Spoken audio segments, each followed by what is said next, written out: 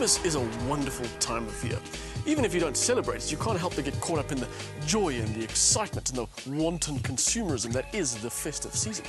And in South Africa, it is especially good because we don't have to worry about shoveling snow or freezing to death thanks to our fantastic summer weather.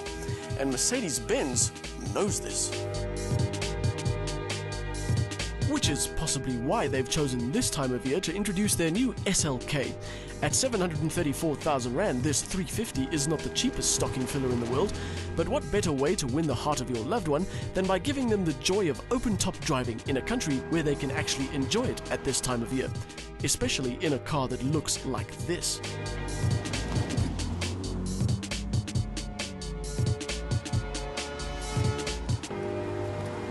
I'm not sure if it's a Roadster thing or a Mercedes-Benz thing, but convertibles have a habit of aging gracefully. SLs in particular look pretty good after a few decades, and I'm convinced that when this car is considered vintage, it'll also be considered a classic.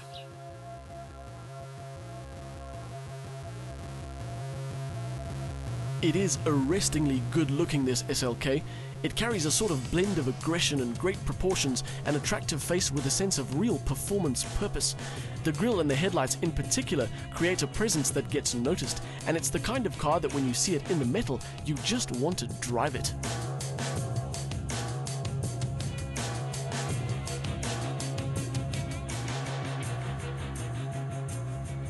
If I had to nitpick, I'd say the rear is a little on the plain side, especially when compared to the front.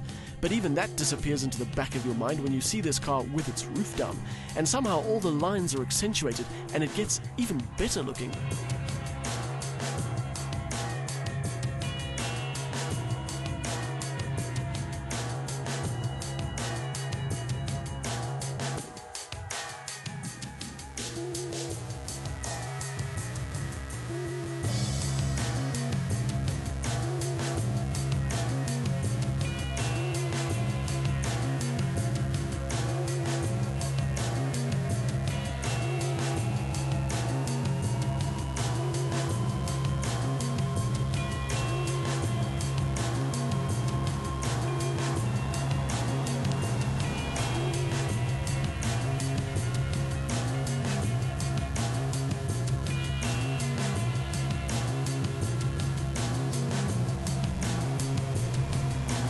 Inside too, it wraps you up in style and convenience and sportiness. It's got just the right mix of materials in different colors to make you feel like this interior will make you comfortable, but also let you get your driving thrills.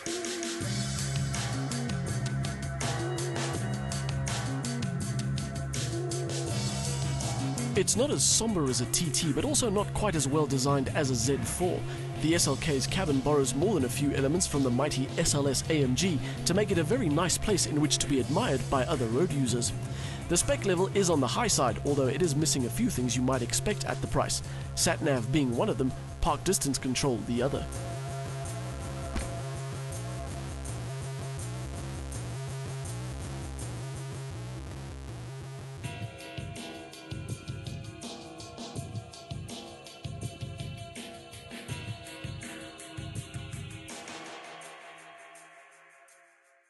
Mercedes-Benz have taken the notion of open-top driving a step further with this, the Vario roof. It's not a new idea. Volkswagen showcased it in their EOS, but it is no less impressive.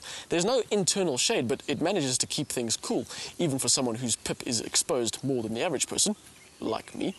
And then there is the Magic Sky option, which will impress your friends by lightening or darkening the tint of the glass panel at the touch of a button. But being a convertible, electric heated seats, iPod capability and dual-zone climate control make a top-down cruise as pleasant as you like, and the clever little air scarf system will make sure you stay warm even with the roof down in winter.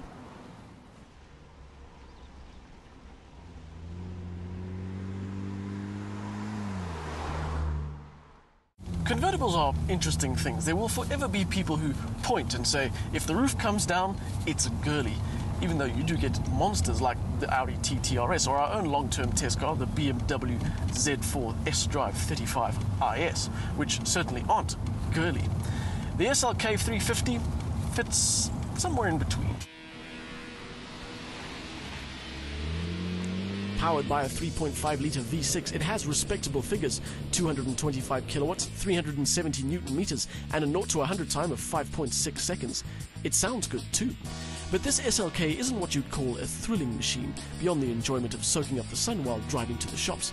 It's not entirely a driver's car, but also not something to shy away from, well, spirited driving. But you have to provoke it. The electronic nannies arrive early in the SLK, so if you want to have any fun, you have to push the right buttons.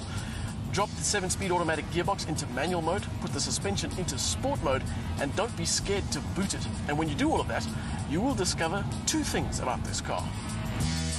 1, it will wag its tail and you can drive it hard. 2, it doesn't really like to wag its tail and it doesn't really like to be driven hard. This SLK is far happier being the cruiser. It's a smooth ride with a firm but comfortable setup. The gearbox is good but prefers to be in charge and can be a little irritating when you try to take control by using the paddles. The steering is just right for easy driving, but it lacks decent feel when you get going.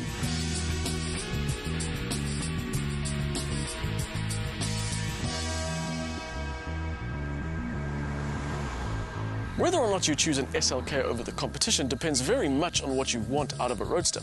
You could save yourself a lot of money and buy an Audi TT that is less glamorous and has less power but is a lot more fun. You could spend the same sort of money on a BMW Z4 and get the same power but looks that are less mass appeal. But what the SLK lacks in driving enjoyment, it makes up for with real class.